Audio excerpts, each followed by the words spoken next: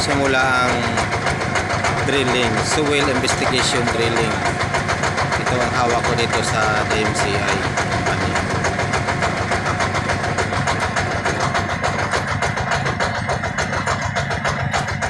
Hirap talaga lods maghanap ng pera. Pero sige lang, okay lang yan.